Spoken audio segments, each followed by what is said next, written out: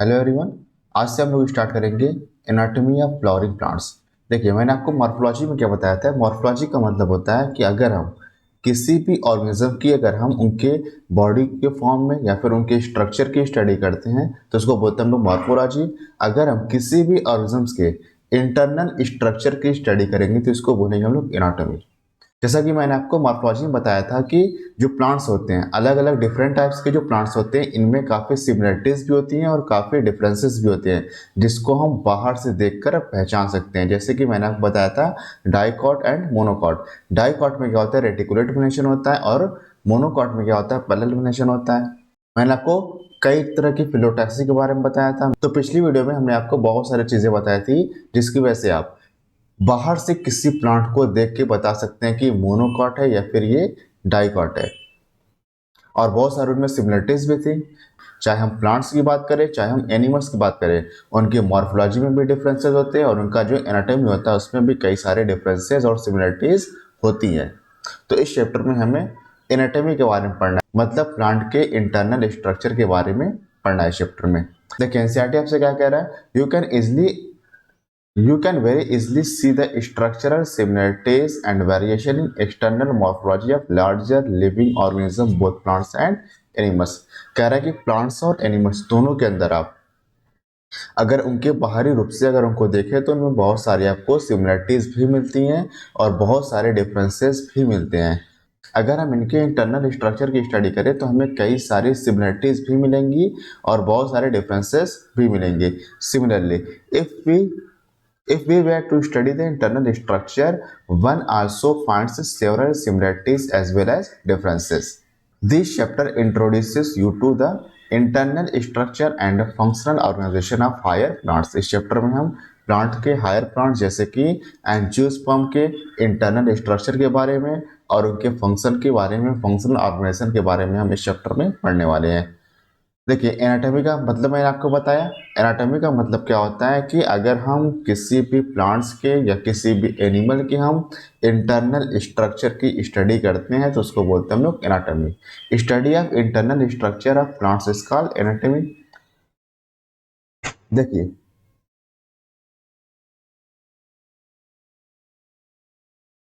देखिए अगर हम किसी भी लिविंग ऑर्गेनिज्म की बात करें तो उनकी बेसिक यूनिट क्या है। उनकी जो बेसिक यूनिट होती है वो होता है cell. Cell is the basic unit of all living organisms. तो ये हो गया आपका सेल। अब क्या होगा, बहुत सारे सेल इस तरह से एक जैसे सेल आपस में मिलेंगे तो फॉर्मेशन होगा टिश्यू का। अगर बहुत सारे टिश्यू इस तरह से आपस में मिलेंगे तो इससे फॉर्मेशन होगा किसका, इससे फॉर्मेशन होगा ऑर्गन का। अगर प्लांट्स की बात करें तो प्लांट्स में ऑर्गन कौन से होंगे, जैसे कि स्टेम हो गया, स्टेम, लीफ, फ्लावर। तो ये सारे प्लांट्स के ऑर्गन्स हैं। तो मतलब सेल, बहुत सारी सेल आपस में एक जैसे सेल आपस में मिले तो टिश्यू का फॉर्मेशन हुआ, और जब एक जैसे टिश्यू आपस में मिलेंगे तो ऑर्गन का फॉर्मेशन होगा। और बहुत सारे ऑर्गन आपस में मिलकर के ऑर्गन सिस्टम का फॉर्मेशन करते हैं, और ऑर्गन सिस्टम से एक ऑर्गेनिज्म का फॉर्मेशन होता है। तो यहाँ पे सेल से बना आपका tissue,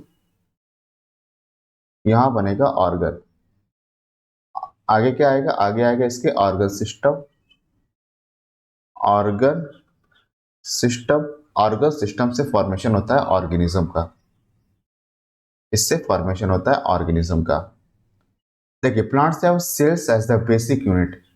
sales are organized into tissue and in turn tissues are organized into organ. Cell आपस में मिलकर के टिश्यू का फॉर्मेशन करती हैं और कई सारे टिश्यू आपस में मिलकर के एक ऑर्गन का फॉर्मेशन करते हैं।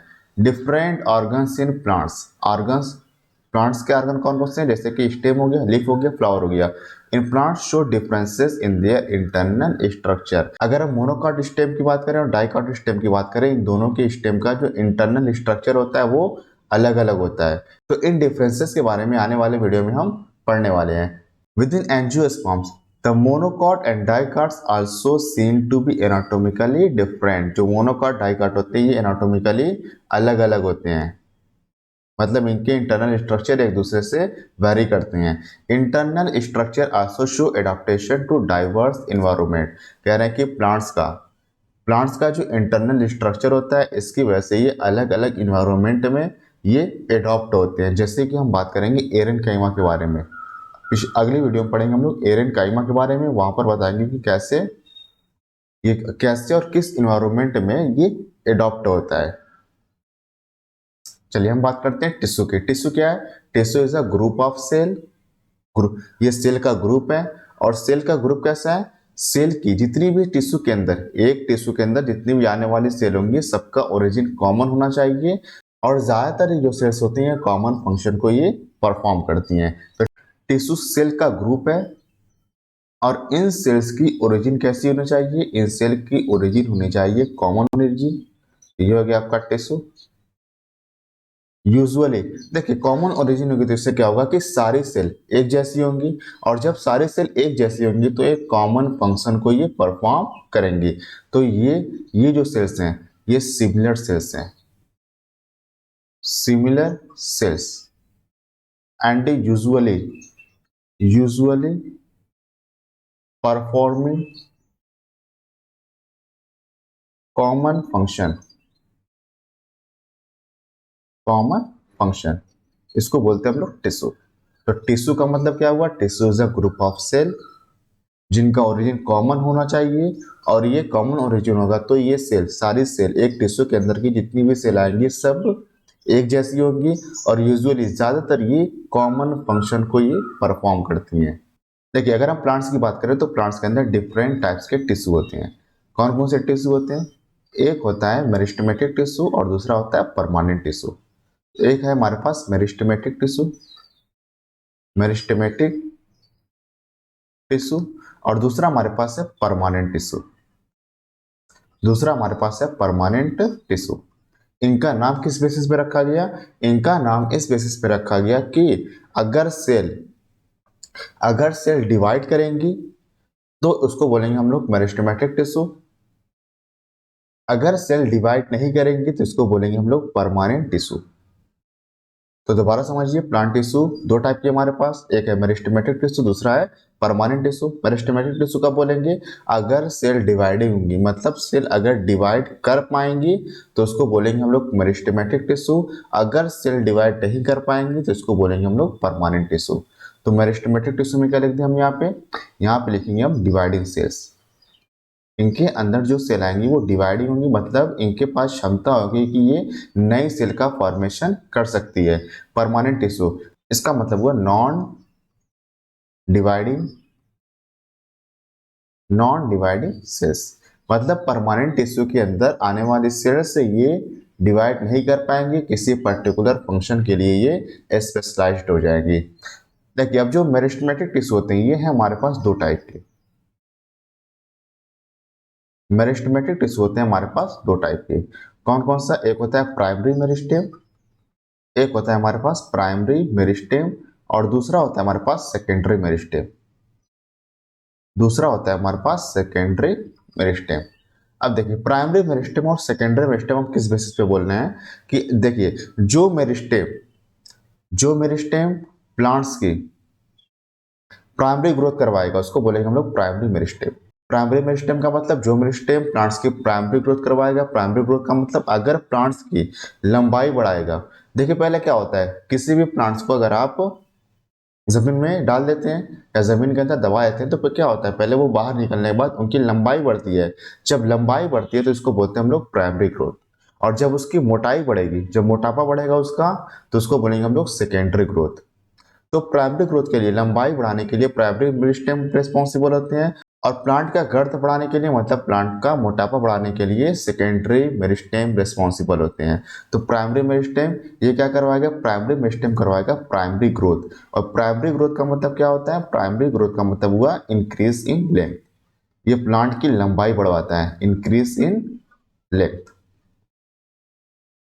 सेकेंडरी मेरिस्टेम देखिए, सेकेंडरी मेरिस्टेम क्या करवाएगा? ये सेकेंडरी ग्रोथ करवाएगा। और सेकेंडरी ग्रोथ का मतलब क्या हुआ? सेकेंडरी ग्रोथ का मतलब हुआ इंक्रीज इन गर्थ। गर्थ का मतलब ये प्लांट का मोटापा बढ़वाएगा, मतलब जो स्टेम होगा इनको मोटा करवाता है।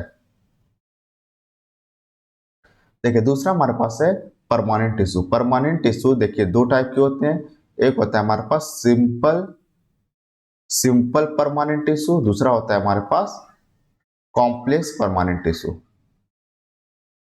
सिंपल परमानेंट टिश्यू, दूसरा होता है हमारे पास कॉम्प्लेक्स परमानेंट टिश्यू। अब सिंपल परमानेंट टिश्यू क्या होता है, कॉम्प्लेक्स परमानेंट टिश्यू क्या होता है, इसके बारे में पढ़ेंगे हम लोग अगली वीडियो में। तो हमें पढ़ना है अभी मेरिस्टेमेटिक टिश्यू के बारे में। अब देखिए, जो ये प्राइमरी मेरिस्टेम है,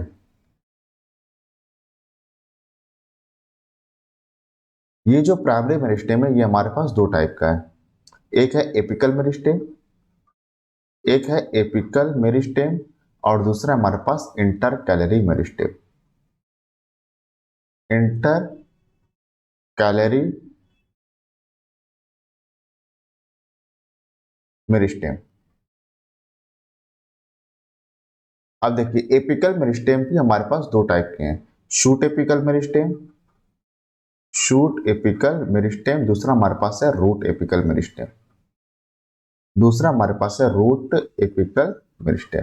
देखिए दोबारा समझिए, दोबारा समझिए, प्लांट टिश्यू हमारे पास दो टाइप के हैं, कौन कौन सा, मेरिस्टेमेटिक टिश्यू, दूसरा है परमानेंट टिश्यू। किस बेसिस पे बोले, अगर सेल डिवाइडिंग होगी, टिश्यू की जो सेल होंगी अगर वो डिवाइडिंग होंगी तो इसको बोलेंगे हम लोग मेरिस्टेमेटिक टिश्यू। अगर सेल डिवाइड नहीं कर पाएंगे तो इसको बोलेंगे हम लोग परमानेंट टिश्यू। अब जो मेरिस्टेमेटिक टिश्यू ये दो टाइप के हैं, प्राइमरी मेरिस्टेम, दूसरा है हमारे पास सेकेंडरी मेरिस्टेम। प्राइमरी मेरिस्टेम क्या करवाएगा, ये प्राइमरी ग्रोथ करवाता है। प्राइमरी ग्रोथ का मतलब जो प्लांट होगा इसकी लंबाई बढ़वाता है, इसको बोलते हैं हम लोग प्राइमरी मेरिस्टेम। और जो सेकेंडरी मेरिस्टेम होता है ये प्लांट की सेकेंडरी ग्रोथ करवाता है, मतलब प्लांट का ये मोटापा बढ़वाता है, तो ये गर्थ को इंक्रीज करता है।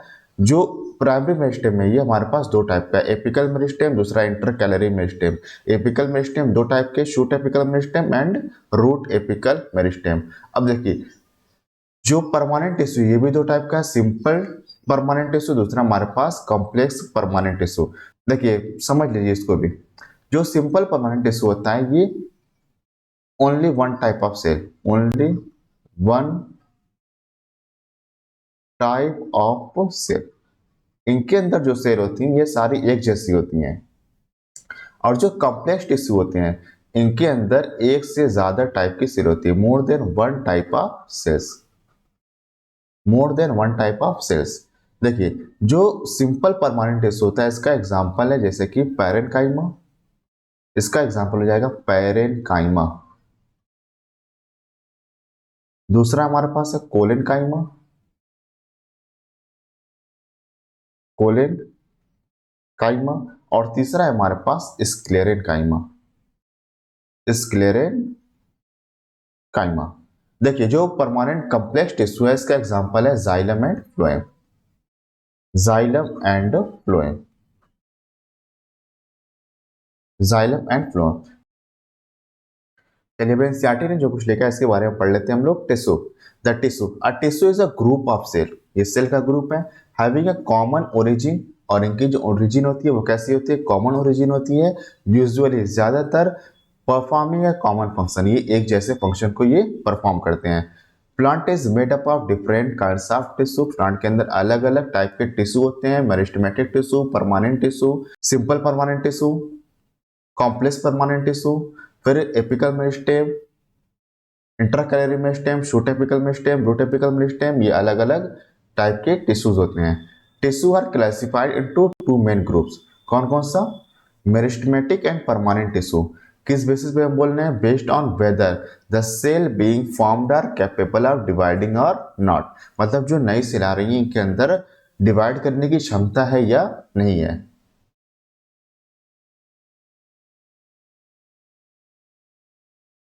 अब देखिए, हम पढ़ेंगे मेरिस्टेमेटिक टिश्यू के बारे में। Growth in plants is largely restricted to specialized region of active cell division called meristems, मतलब जो प्लांट्स के अंदर जो ग्रोथ होती है ये एक स्पेशलाइज्ड रीजन में होती है जिनको बोलते हैं हम लोग मेरिस्टेम। मेरिस्टोस एक ग्रीक वर्ड है जिसका मतलब होता है divided. Plants are different kinds of meristems, मैंने आपको बताया कि प्लांट्स के अंदर अलग अलग टाइप के मेरिस्टेम होते हैं, जैसे कि प्राइमरी मेरिस्टेम, सेकेंडरी मेरिस्टेम। देखिए, the meristems which occur at the tips of roots and shoot and produce primary tissue are called apical meristem. मैंने आपको बताया एपिकल मेरिस्टेम और इंटर कैलरी मेरिस्टेम के बारे में। एपिकल मेरिस्टेम कहाँ होता है, देखिए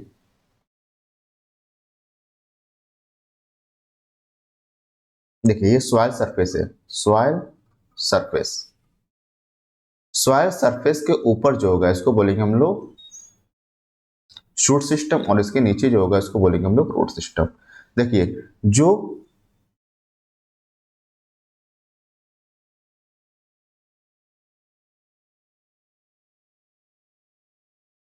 जो मेरिस्टेम शूट की टिप पर प्रेजेंट होगा इसको बोलेंगे हम लोग शूट एपिकल मेरिस्टेम। तो इसको नाम देंगे हम लोग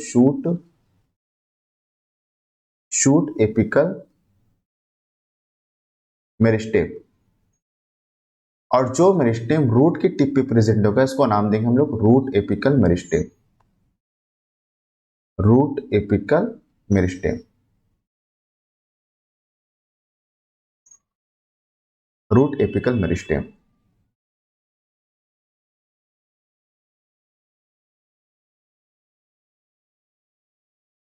देखिए root apical meristem occupies the tip of root. देखिए रूट एपिकल मेरिस्टेम कहाँ प्रेजेंट होगा, ये रूट की टिप पे प्रेजेंट होगा। तो ये है आपका रूट और ये है आपका शूट, क्या कह लें हम, स्टेम। तो root apical meristem occupies the tip of a root while the shoot apical meristem occupies the distant most region of the stem axis। मतलब स्टेम का जो सबसे दूर वाला रीजन होगा सॉइल से, या कह लें हम जो स्टेम का टिप होगा वहां पर शूट एपिकल मेरिस्टेम प्रेजेंट होता है। देखिए ये तो हुआ शूट एपिकल मेरिस्टेम और हुआ रूट एपिकल मेरिस्टेम, और इनके बीच में जो मेरिस्टेम प्रेजेंट होता है इनको नाम देते हैं हम लोग इंटरकैलरी मेरिस्टेम। तो इसका नाम क्या हो जाएगा, इसका नाम हो जाएगा इसको नाम देंगे हम लोग इंटर कैलरी मेरिस्टेम। इसको नाम देंगे हम लोग इंटर कैलरी मेरिस्टेम। चलिए बताइए यहाँ पे कौन सा मेरिस्टेम प्रेजेंट होगा, यहाँ पे प्रेजेंट होगा shoot apical meristem. Shoot apical meristem. और यहाँ पे कौन सा मेरिस्टेम होगा, यहाँ पे मेरिस्टेम होगा root apical meristem. Root apical meristem. अब देखिए जब स्टेम का इलांगेशन हो रहा होता है या फिर लीफ का फॉर्मेशन हो रहा होता है तो यहाँ पर कुछ मेरिस्टेम छूट जाते हैं, यहाँ पे कुछ मेरिस्टेम छूट जाते हैं और ये फॉर्मेशन करते हैं एक्सिलरी बड का।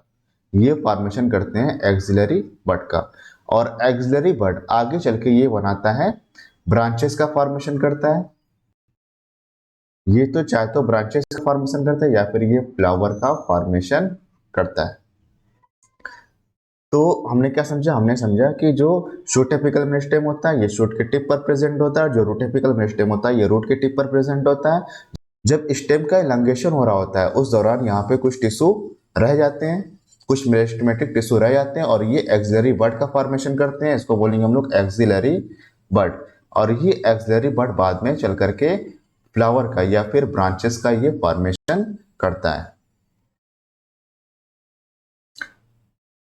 During formation of leaves and elongation of stem, मतलब पत्तियों के फॉर्मेशन के दौरान या फिर स्टेम का इलांगेशन के दौरान, मतलब जब स्टेम की लंबाई बढ़ रही होती है, सम सेल्स लेफ्ट बिहाइंड, कुछ सेल्स छूट जाती हैं from the shoot apical meristem. मतलब शूट एपिकल मेरिस्टेम की जो सेल होती है वो कुछ रह गए और ये बाद में चल करके ये फॉर्मेशन करती हैं एक्सिलरी बड का। Such buds are present in axils of leaf. पिछले चैप्टर में हमने आपको ये सारी चीजें बताई थी कि लीफ की एक्सिल में एक बर्ड जरूर होती है और इनको बोलते हैं हम लोग axillary bud, capable of forming branch और अ फ्लावर। और बाद में ये जो एक्सिलरी बर्ड होती है ये आगे चल करके फ्लावर का या फिर ब्रांच का फॉर्मेशन करती है। The meristem which occurs between mature tissue is known as intercalary meristem. Mature tissue के बीच में जो मेरिस्टेम पाए जाते हैं इनको नाम देते हैं हम लोग intercalary meristem.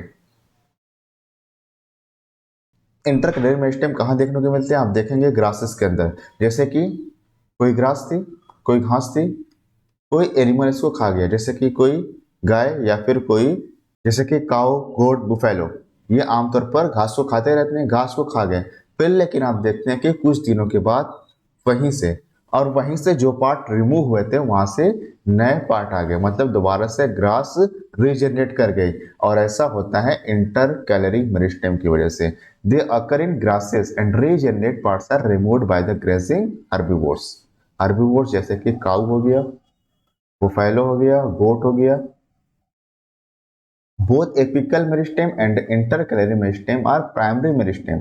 Apical meristem, intercalary meristem दोनों प्राइमरी मेरिस्टेम है। मैंने आपको बताया पहले क्यों, क्योंकि ये because they appear early in life of plant, plant की अर्ली लाइफ में ये अपीयर होते हैं। क्यों अर्ली लाइफ का मतलब जब प्लांट्स की लंबाई बढ़ रही होती है उस दौरान ये अपीयर होते हैं। And contribute to the formation of primary plant body. Primary plant body का मतलब इंक्रीज इन लेग, ये प्लांट की लंबाई बढ़वाने में हेल्प करते हैं। देखिए the meristem that occurs in mature regions of root and shoot of many plants particularly those that produce woody axis and appear later than primary meristem is called secondary, या फिर इसको बोलेंगे हम लोग लेटरल मेरिस्टेम। देखिए इसका मतलब क्या हुआ, देखिए जो मेरिस्टेम प्लांट में लेटर फेज में आते हैं मतलब जो बाद में देखने को मिलते हैं, और ये वुडी एक्सिस का मतलब ये वुड का फॉर्मेशन करते हैं, इनको बोलते हैं हम लोग सेकेंडरी या फिर लेटरल मेरिस्टेम। सेकेंडरी ग्रोथ में हम आपको इनके बारे में डिटेल में पढ़ाएंगे। तो सेकेंडरी मेरिस्टेम या फिर लेटरल मेरिस्टेम ये कौन से मेरिस्टेम है, ये प्लांट की लेटर फेज में आते हैं, प्लांट की जो लाइफ साइकिल होती है इनकी लेटर फेज में आते हैं, और ये प्लांट का जो मोटापा होता है इनको बढ़ाने में हेल्प करते हैं। तो इसको बोलते हैं हम लोग सेकेंडरी या फिर लेटरल मेरिस्टेम। मतलब जो लकड़ियों का फॉर्मेशन होता है ये किसकी वजह से होता है, ये होता है सेकेंडरी मेरिस्टेम की वजह से। दे आर सिलेंड्रिकल मेरिस्टेम, देखिए इनका शेप होता है सिलेंड्रिकल होता है, इसलिए हम इनको सिलेंड्रिकल मेरिस्टेम भी बोलते हैं। और लेटरल मेरिस्टेम के एग्जांपल कौन कौन से हैं, लेटरल मेरिस्टेम के एग्जांपल आपको बिल्कुल टिप पे जबानी याद होना चाहिए। Fascicular cambium, fascicular cambium, inter fascicular cambium, inter inter ही याद होना चाहिए, इंटर एक होता है दूसरा होता है इंट्रा, तो आप इंटर याद करेंगे, इंटर फैसिकुलर कैम्बियम, और तीसरा हमारे पास है कॉर कैम्बियम। तो तीन लेटरल मेरिस्टेम आपके एग्जाम्पल आपको याद करना है, fascicular cambium, inter fascicular cambium, और तीसरा हमारे पास है cork cambium. They are responsible for producing secondary tissue, secondary tissue का मतलब सेकेंडरी जाइलम का फॉर्मेशन करेंगे, सेकेंडरी जाइलम सेकेंडरी फ्लोएम का फॉर्मेशन करेंगे। तो हम आपको इनके बारे में डिटेल में पढ़ाएंगे सेकेंडरी ग्रोथ में। देखिए following division of cells in both primary as well as secondary meristem, चाहे प्राइमरी मेरिस्टेम हो चाहे सेकेंडरी मेरिस्टेम। देखिए जब सेल डिवाइड करती है, सेल डिवाइड करने के बाद जो नई सेल आती हैं ये इनके अंदर से डिवाइड करने की क्षमता खत्म हो जाती है, और ये किसी पर्टिकुलर फंक्शन को परफॉर्म करने के लिए स्पेशलाइज्ड हो जाती हैं। दोबारा समझिए कि जो प्राइमरी मेरिस्टेम था, जो उनकी सेल डिवाइड करने के बाद जो नई सेल आती है ये अपने आप को किसी पर्टिकुलर फंक्शन को परफॉर्म करने के लिए स्पेशलाइज्ड हो जाती हैं, और इनके अंदर से डिवाइड करने की क्षमता खत्म हो जाती है, और इस टाइप की सेल फॉर्मेशन करती हैं परमानेंट टिश्यू का, और ये सेल फॉर्मेशन करती हैं परमानेंट टिश्यू का, या फिर इसको बोलते हैं हम लोग mature cells. Following division of cells in both primary as well as secondary meristem, the newly formed cells become structurally and functionally specialized and lose the ability to divide. Such cells are termed mature, permanent or matured cells and constitute the permanent tissue. मतलब इन sales को बोलेंगे हम लोग permanent या फिर mature cell, और ये permanent tissue का फॉर्मेशन करती हैं। देखिए जब प्लांट की प्राइमरी ग्रोथ चल रही होती है उस दौरान जो एपिकल मेरिस्टेम होता है, जो एपिकल मेरिस्टेम होता है अलग अलग टाइप के टिश्यू का फॉर्मेशन करता है, जैसे कि dermal tissue, ground tissue and vascular tissue. अब डर्मल टिश्यू क्या होता है समझिए, देखिए जो प्लांट्स होते हैं अगर इनका हम ट्रांसवर्स सेक्शन लें तो इनमें ट्रांसवर्स सेक्शन का मतलब ये, अगर समझ लीजिए कि ये प्लांट्स है, अगर हम इनको ऐसे काटेंगे तो इसको बोलेंगे हम लोग ट्रांसवर्स सेक्शन, इस सेक्शन को बोलेंगे हम लोग ट्रांसवर्स सेक्शन। ऐसे काटने के बाद हम आपको इस तरह से सामने से दिखा रहे हैं, तो सामने से अगर हमको दिखाएंगे तो कुछ इस तरह का स्ट्रक्चर बनेगा। तो इनमें आपको 5 चीजें देखने को मिलती है, कौन कौन सी, जो सबसे बाहर की लेयर होती है उसको बोलते हैं हम लोग एपिडर्मिस, इसको बोलते हैं हम लोग एपिडर्मिस। डर्मिस का मतलब क्या हुआ, स्किन, एपी का मतलब बाहर, मतलब जो सबसे बाहर की लेयर होगी इसको नाम देंगे हम लोग एपिडर्मिस। उसके बाद इसके अंदर जो सेल्स की लेयर आएंगी, मतलब यहां पर जो सेल्स की लेयर आएंगी इनको नाम देते हैं हम लोग कॉर्टेक्स, इनको नाम देंगे हम लोग कॉर्टेक्स। तो इसका क्या नाम हो जाएगा, इसका नाम हो जाएगा कॉर्टेक्स, कॉर्टेक्स। अब देखिए कॉर्टेक्स की जो इनर मोस्ट लेयर होती है,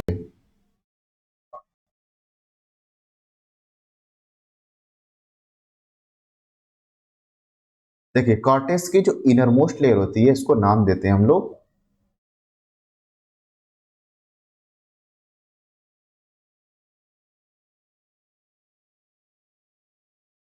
इनको नाम देंगे हम लोग एंडोडर्मिस। इसका नाम हो जाएगा, तीसरा हमारे पास है एंडोडर्मिस। तीसरा हो जाएगा हमारे पास एंडोडर्मिस। देखिए जो एंडोडर्मिस के अंदर जो सेल की लेयर आती है इनको बोलते हैं हम लोग पेरीसाइकिल। इसको नाम देंगे हम लोग, इस लेयर को नाम देंगे हम लोग पेरीसाइकिल। पेरीसाइकिल। अब देखिए पेरीसाइकिल के अंदर जो सबसे अंदर का, जो सबसे इनर मोस्ट रीजन होता है, इसको नाम देते हैं हम लोग, इसको नाम देते हैं हम लोग पित्त। इसको नाम देंगे हम लोग पित्त। और पित्त के अराउंड यहाँ पर मिलेगा हमें वैस्कुलर बंडल। वैस्कुलर बंडल जैसे कि जाइलम और फ्लोएम, यहाँ पे भी मिलेगा वैस्कुलर बंडल।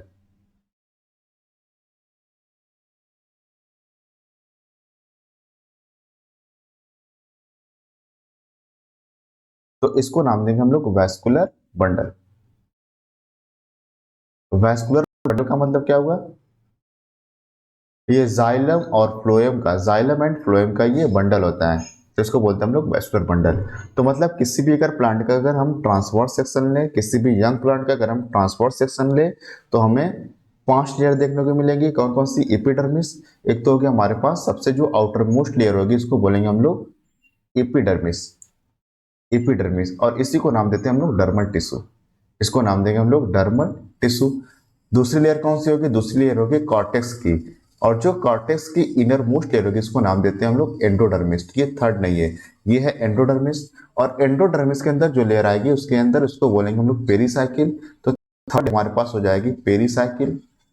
और पेरीसाइकिल के बाद होता है वैस्कुलर बंडल। वैस्कुलर बंडल जैसे कि जाइलम और फ्लोएम मिलता है हमें। और जो इनर मोस्ट लेयर होती है या फिर जो इनर मोस्ट रीजन होता है इसको बोलते हैं हम लोग पित्त। तो इसको नाम देंगे हम लोग पित्त।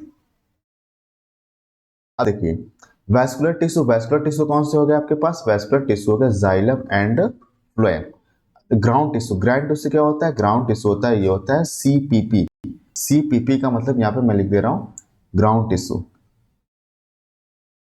ग्राउंड टिश्यू, ग्राउंड टिश्यू किसको बोलेंगे? ग्राउंड टिश्यू बोलेंगे हम लोग सी पी पी। सी का मतलब क्या हो जाएगा? सी का मतलब होगा कॉर्टेक्स, इसका मतलब हो जाएगा कॉर्टेक्स। पी से क्या होगा? Pericycle, pericycle. और पी से क्या हो जाएगा? पी से हो जाएगा पित्त। इन तीनों को मिलाकर बोलते हैं हम लोग ग्राउंड टिश्यू। और दूसरा टर्म हमारे पास होता है, दूसरा टर्म हमारे पास होता है स्टील। स्टील का मतलब क्या हुआ? ये हुआ वीपीपी। वीपीपी, वीपीपी में वी से क्या हो जाएगा? ये हो जाएगा वैस्कुलर टिश्यू, क्या बोल रहे हैं हम? Vascular bundle. पी से क्या होगा? पी से होगा पेरीसाइकिल, और पी से क्या हो जाएगा? पित्त। तो स्टील क्या होता है? ये होता है वीपीपी। वीपीपी का मतलब वैस्कुलर बंडल, पेरीसाइकिल और पित्त, इनको मिलाकर बोलते हैं हम लोग स्टील। ग्राउंड टिश्यू क्या होता है? ये होता है सीपीपी, कॉर्टेक्स, पेरीसाइकिल और पित्त को मिलाकर बोलते हैं हम लोग ग्राउंड टिश्यू। तो यहाँ पे हमने समझा मेरिस्टेमेटिक टिश्यू के बारे में। अगली वीडियो में पढ़ेंगे हम लोग परमानेंट टिश्यू के बारे में। अगर वीडियो आपको अच्छा लगा तो इसे लाइक कर दीजिएगा, चैनल को सब्सक्राइब कर लीजिए ताकि जैसे ही वीडियो अपलोड हो फौरन आपको नोटिफिकेशन मिल जाए। Thank you.